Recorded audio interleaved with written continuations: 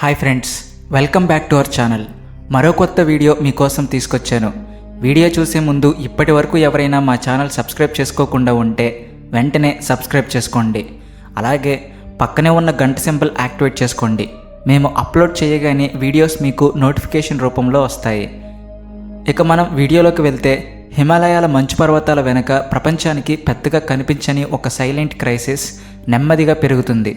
బయట నుండి చూస్తే నేపాల్ ప్రశాంతంగా కనిపించవచ్చు. టూరిస్ట్స్ ఎప్పటిలా వస్తున్నారు. టెంపుల్స్లో రోజుటిలాగే గంటలు మోగుతున్నాయి. కాఠ్మండు స్ట్రీట్స్ ఎప్పటిలాగే బిజీగా ఉన్నాయి. కానీ ఆ అందమైన మౌంటైన్స్ వెనుక ఇప్పుడు ఒక డేంజరస్ టెన్షన్ దాగుందని మీకు తెలుసా? ఇప్పటి వరకు ఇండియాకు వ్యతిరేకంగా పెద్ద పెద్ద స్టేట్మెంట్స్ చేసిన నేపాల్ రాజకీయ వర్గాలు ఇప్పుడు అదే మన ఇండియా వైపు ఆశగా చూస్తున్నాయి. ఎందుకంటే కొన్ని సందర్భాల్లో పాలిటిక్స్ కంటే బతకడం ముఖ్యం కాబట్టి. ప్రస్తుతం నేపాల్ ఎదుర్కొంటున్న అసలు సమస్య బార్డర్ ఇష్యూ కాదు, మిలిటరీ కాన్ఫ్లిక్ట్ కాదు, అది ఫెర్టిలైజర్ క్రైసిస్, అంటే ఎరువుల సంక్షోభం.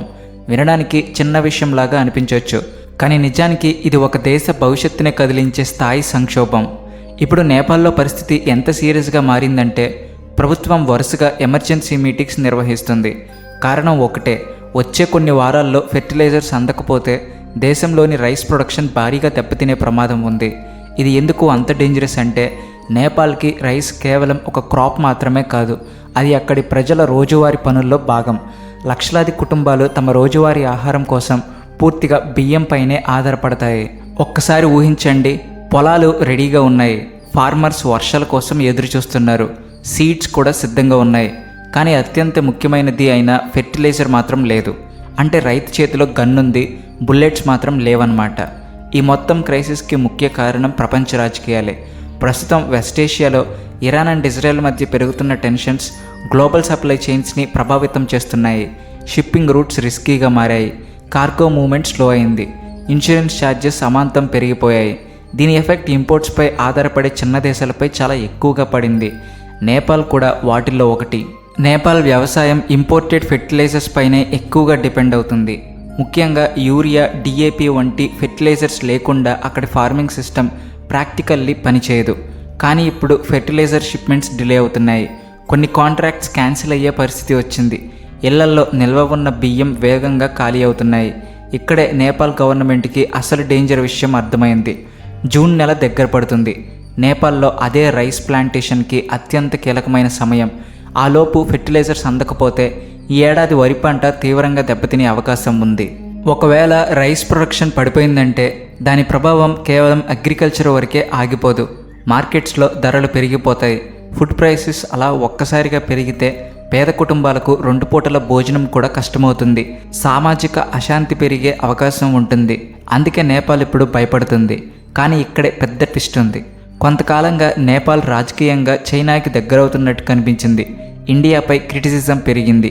చైనీస్ ఇన్వెస్ట్మెంట్స్ గురించి భారీ ప్రచారం చేసింది. ఇండియా లేకుండా కూడా నేపాల్ డెవలప్ అవుతుంది అనే స్టేట్మెంట్స్ కొంతమంది లీడర్స్ బాగా ప్రచారం చేశారు. కానీ క్రైసిస్ వచ్చిన తర్వాతే వాళ్ళకి అసలు రియాలిటీ తెలిసొచ్చింది. ఎందుకంటే ప్రచారం కాదు, బ్రతకడం ఇంపార్టెంట్ అని అర్థమైంది. చైనా వాళ్ళకి ప్రామిసెస్ ఇవ్వగలదు, పెద్ద పెద్ద ఇన్ఫ్రాస్ట్రక్చర్ ప్రాజెక్ట్స్ అనౌన్స్ చేయగలదు, రోడ్స్, టన్నెల్స్, బిల్డింగ్స్ నిర్మించగలదు. కానీ ఎమర్జెన్సీ నీడ్ వచ్చినప్పుడు నేపాల్ ముందుగా గుర్తు చేసుకునేది మాత్రం ఇండియానే. అందుకే ఇప్పుడు నేపాల్ నేరుగా ఇండియా హెల్ప్ కోరింది. రిపోర్ట్స్ ప్రకారం నేపాల్ ప్రభుత్వం ఇండియన్ పబ్లిక్ సెక్టర్ కంపెనీ అయిన రాష్ట్రీయ కెమికల్స్ అండ్ ఫెర్టిలైజర్స్ను సంప్రదించింది.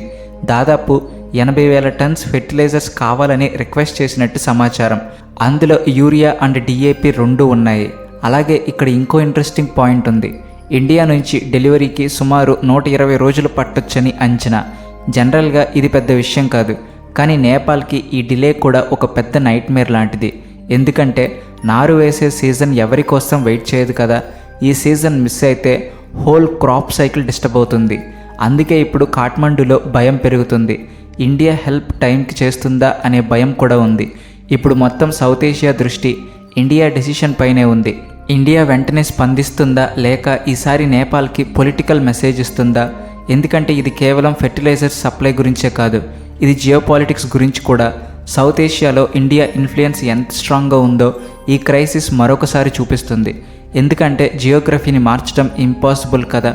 నేపాల్ ఎంత చైనాకి దగ్గర అవ్వాలని ప్రయత్నించినా ప్రాక్టికల్గా రియాలిటీలో అది ఇండియాతో డీప్గా కనెక్ట్ అయింది.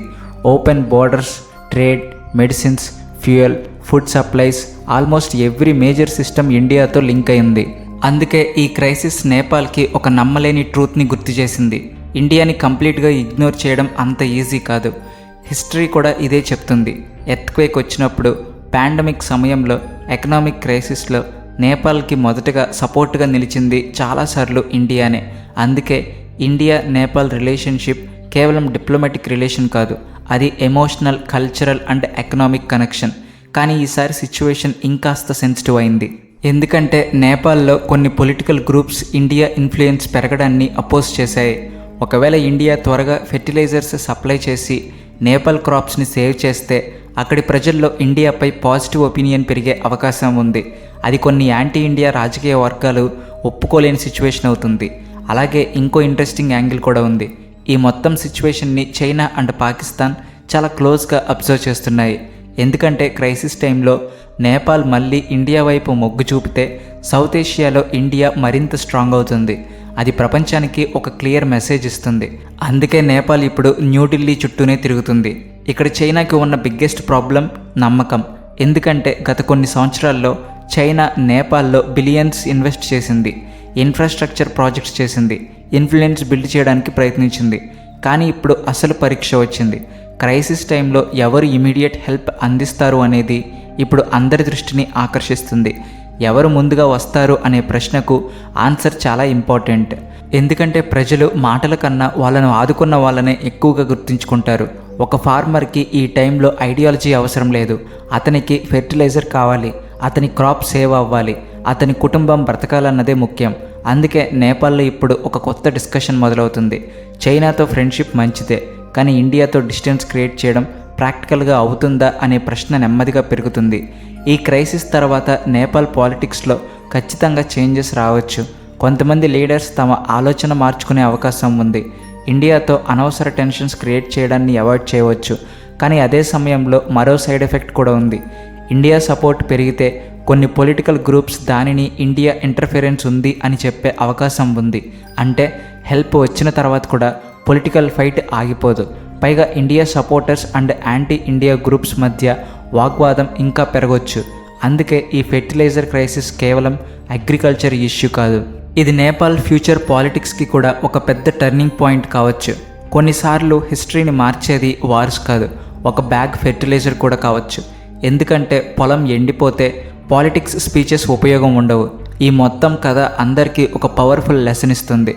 గ్లోబల్ పాలిటిక్స్లో అలయన్సెస్, స్పీచెస్, స్ట్రాటజిక్ పార్ట్నర్షిప్స్ అన్నీ ఇంపార్టెంటే. కానీ అసలు ఫ్రెండ్షిప్ ఏంటో క్రైసిస్ సమయంలోనే తెలుస్తుంది. కెమెరా ముందు పెద్ద ప్రామిసెస్ చేయడం ఈజీ, కానీ కష్ట సమయంలో హెల్ప్ చేయడం చాలా కష్టం. ఇప్పుడు ప్రపంచం మొత్తం చూస్తుంది ఇండియా నేపాల్కి ఎంత వేగంగా సపోర్ట్ అందిస్తుంది అనేది. నేపాల్ ఈ క్రైసిస్ తర్వాత తన పొలిటికల్ డైరెక్షన్ మార్చుకుంటుందా?